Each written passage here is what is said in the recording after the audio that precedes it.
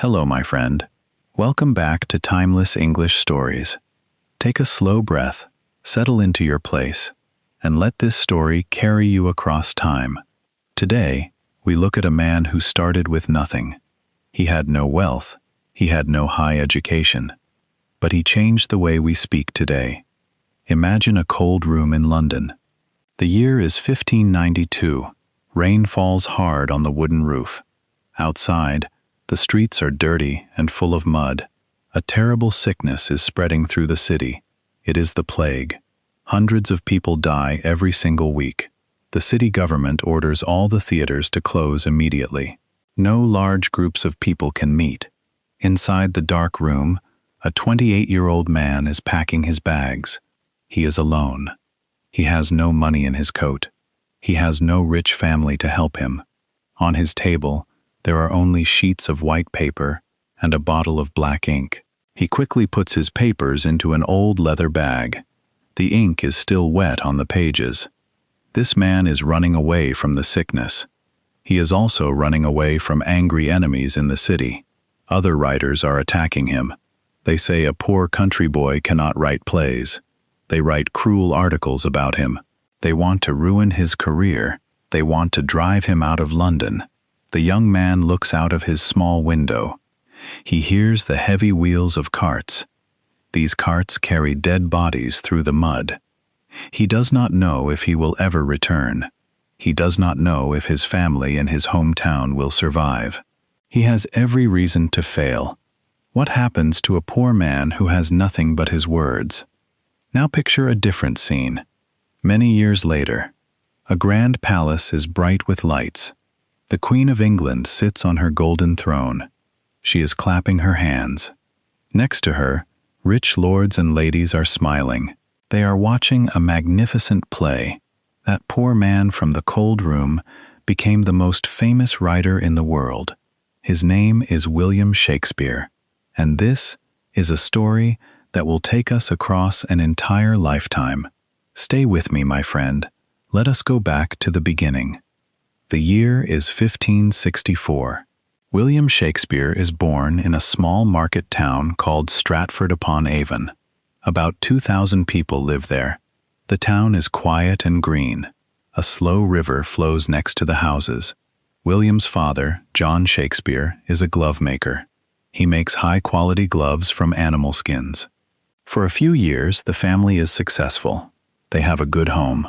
Young William goes to the local grammar school. He studies Latin grammar and reads old stories. He learns to write. Then, in 1577, everything changes. William is only 13 years old. His father's business fails completely. The family loses all their money. They have too many debts. His father cannot pay the bills. He is afraid the police will arrest him. He stops going to town meetings. He hides inside his house. William must leave school. His formal education stops forever. He cannot go to a university. He cannot study with the rich boys. Instead, he stays at home. He helps his father clean dirty animal skins. The work is hard and dirty. He works with his hands all day. More challenges come. In 1582, at 18, William marries a woman named Anne Hathaway. She is 26 years old. They must marry very quickly. 6 months later, their daughter Susanna is born. In 1585, they have twins, Hamnet and Judith. At age 21, William has a wife, 3 children, and no job. He has no money and no university degree. Then, between 1585 and 1592, Shakespeare completely disappears. Historians call this period the lost years. We do not have a single document of his life during these 7 years. We do not have any records. Some say he was a schoolmaster in a small village. Others say he was a soldier or a lawyer's clerk. But during these lost years, William develops his secret weapon. It is the power of quiet observation. He does not study university books. Instead, he studies real life. He walks through the countryside. He watches how farmers work the land. He listens to travelers in taverns. He remembers every face. He remembers every voice. He learns how poor people talk when they are angry. He watches how mothers cry when they lose a child. He watches the rich lords ride past the poor workers. He stores all these details in his mind. He does not have a degree, but he understands the human heart. This quiet observation is his secret education. In 1592, Shakespeare arrives in London. He is alone. He starts at the very bottom of the theater world. He holds the horses of rich people outside the theater doors in the rain. He stands in the cold for hours to earn small coins. While he holds the horses, he listens to how rich people talk. He learns their fancy words. He learns their manners. Slowly, he gets a job inside. He becomes a minor actor. He plays small parts on the stage. But he also starts to write. He begins by fixing old, boring plays. He changes lines. He makes the stories exciting. The actors love his words. The audiences love them too. Soon, Shakespeare's early plays become big hits. The common people of London run to the theaters to see his shows. But his success makes the university scholars furious. They do not want a country boy without a degree in their world. In September 1592, a famous writer attacks him publicly in a pamphlet.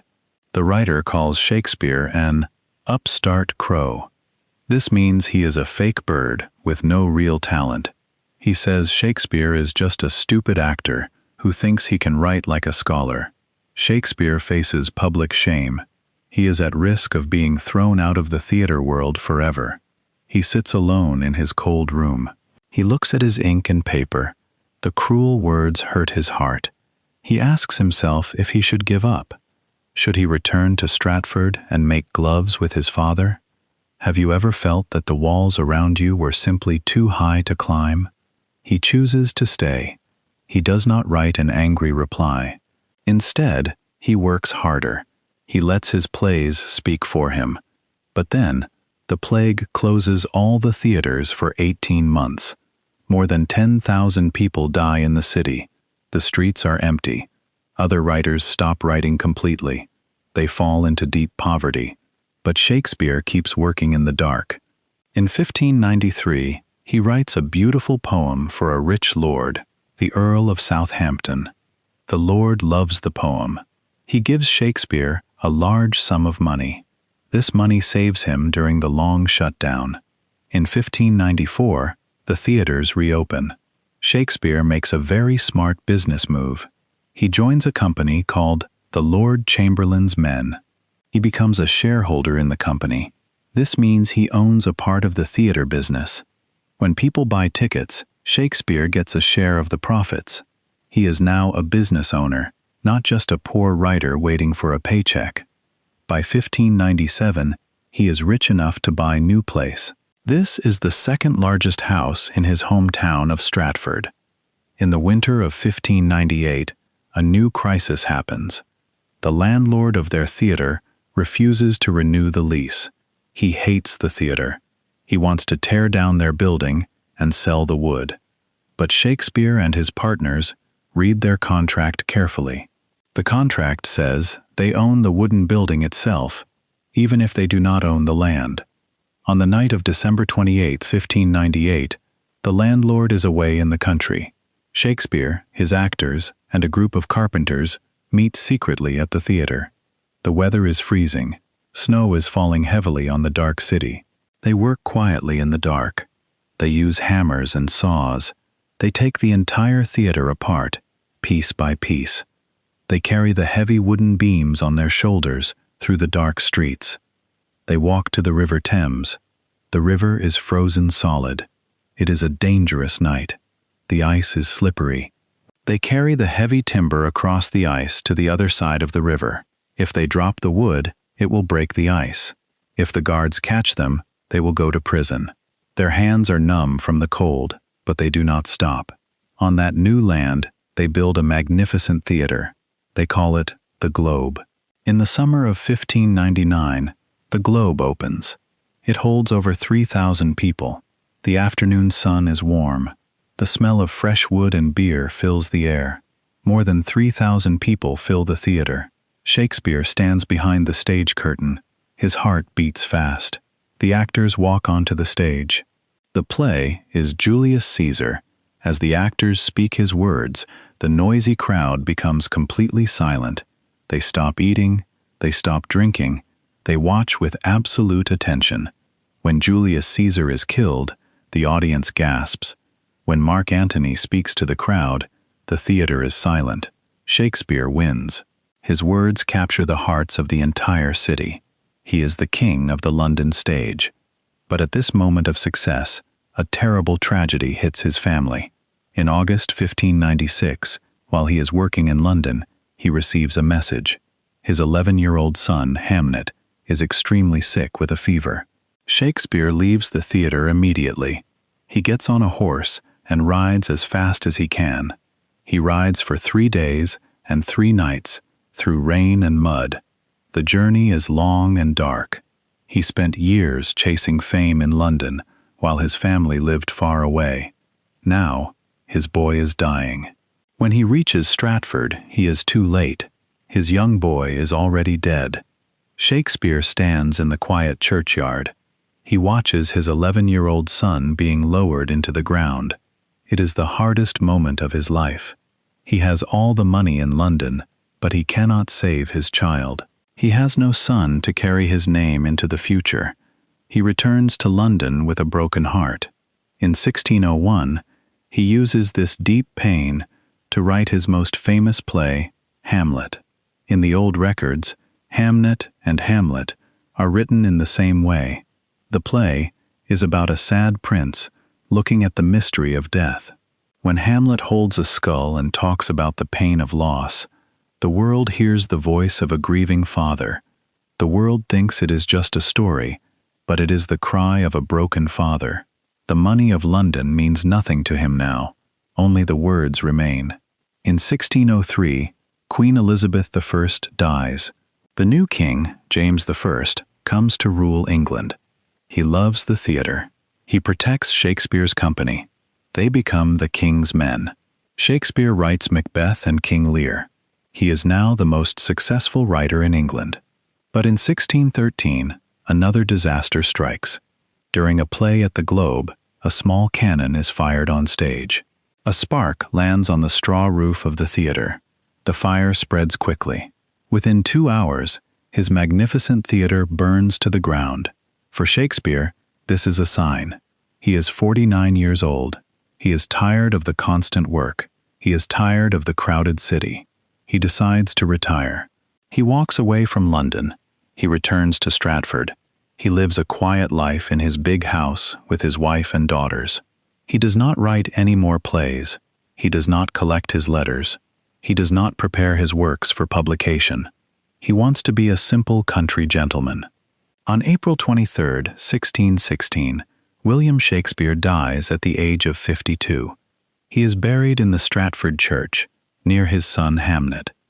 At the time of his death, half of his plays have never been printed. Masterpieces like Macbeth, The Tempest, and Julius Caesar exist only in handwritten papers inside theater boxes. If those papers were lost, half of his work would be gone forever. In 1623, 7 years after his death, 2 of his actor friends collect 36 of his plays.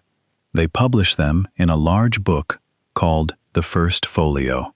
Because of their work, his words survive forever. His friend Ben Jonson writes a poem for the book. He writes that Shakespeare was not of an age, but for all time. And so, my friend, this story comes gently to its close. Think back to the beginning of our story. Remember the young man in 1592, packing his wet papers into a leather bag under the London rain. He left school at 13. He had a family at 21 with no job. Enemies called him a fake bird at 28. He had every reason to stop, but he did not. He used his quiet observation. He listened to the world. He learned from his struggles. You are learning English now. Sometimes the journey feels too long. The rules feel too difficult. You think your start is not perfect. But remember William Shakespeare. You do not need a university degree to start. Listen to the language around you. Watch how words are used. Store them in your mind, step by step. Small words, practiced every single day, will build a beautiful world of language inside you. Shakespeare built his 1,700 new words by walking the streets and listening to real people. He did not sit in a library memorizing lists. He played with the words he heard. This is the exact same way you can master English. It is about quiet observation. Listen to stories every day and let the words settle into your mind. Your start does not have to be perfect. Your journey just needs to be consistent. So tell me, my friend, do you prefer Shakespeare's beautiful love stories or his dark and powerful tragedies? Type A for love stories or B for tragedies in the comments below. If this story brought value to your English practice today, please subscribe and join me here again tomorrow. Until tomorrow, my friend, take care of yourself and never stop learning.